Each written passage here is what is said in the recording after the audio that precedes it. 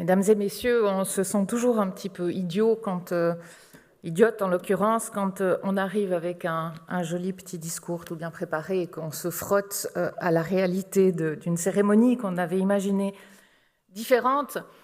Je n'ai pas tout à fait l'entre-gens ni le talent de monsieur le conseiller d'État pour rebondir, donc je vais me contenter de vous lire quand même ce que j'avais préparé. Et je crois que finalement, ça n'est pas complètement déconnecté.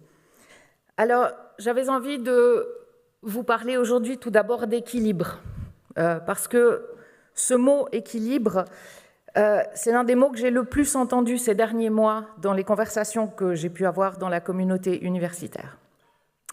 Alors, ce mot, dans une célébration qui met en avant la santé, n'est pas sans rappeler l'équilibre des humeurs qui, depuis l'école d'Hippocrate, jusqu'à l'époque moderne, a été un important fondement de la médecine occidentale. Alors, on l'a vu jusqu'ici dans cette très belle première partie du Dies, cette idée d'équilibre des humeurs est depuis longtemps dépassée en médecine, mais elle demeure présente dans les imaginaires comme dans la langue, à la source d'expressions comme le flegme, le spleen ou encore l'humour.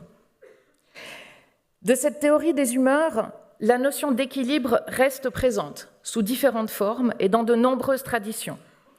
Et dans toutes ces traditions, il est toujours question d'éviter au maximum les oppositions trop simplement binaires.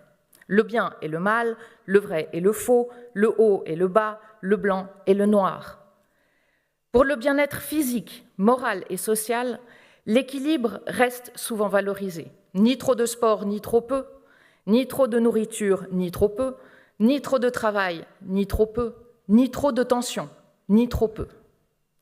Alors 2000 ans après Hippocrate, on retrouve finalement encore cette préoccupation qu'Alcméon de Crotone décrivait dans sa doctrine médicale au 1er siècle après Jésus-Christ de la manière suivante, je vous cite.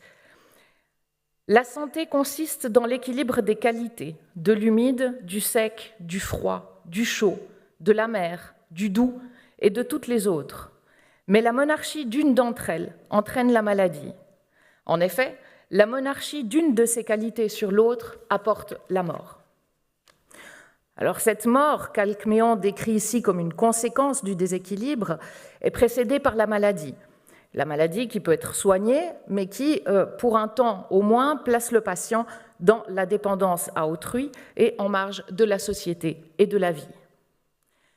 La recherche de l'équilibre apparaît alors comme un moyen de surmonter cette précarité et d'éviter la mort. Si cette théorie est dépassée au niveau médical, elle reste quand même utile pour penser la société. Une société qui est constituée d'individus et de groupes qui ne doivent pas prendre trop de pouvoir sur les autres au risque de provoquer de dangereux déséquilibres.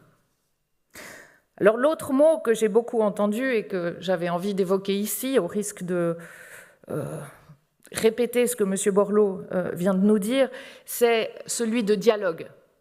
Pour favoriser l'équilibre en démocratie, le dialogue réel, équitable, honnête, entre des avis divergents est une précieuse ressource. C'est une ressource qui doit être préservée et qui doit être entretenue. Au sein du Conseil de l'université, qui représente tous les corps et de toutes les facultés, ainsi que les services centraux, et qui réunit toutes ces personnes avec la direction et les décanats, la recherche d'équilibre passe par le dialogue entre des idéologies, des opinions et des situations spécifiques, dont je vous disais l'année dernière que ce serait un leurre de penser que quelque décision que ce soit, quelque prise de position que ce soit, emporte l'adhésion de l'entier de la communauté. Le dialogue n'est jamais simple, il est souvent difficile à équilibrer et il demande une attention et un soin de tous les instants. Mais un dialogue transparent, franc et de bonne foi est ce qui permet d'avancer ensemble vers l'excellence des formations et de la recherche, et ce qui permet d'éviter tant que possible les déséquilibres sociaux et individuels pour que notre université, qui est si fertile, reste en pleine santé. Je vous remercie pour votre attention.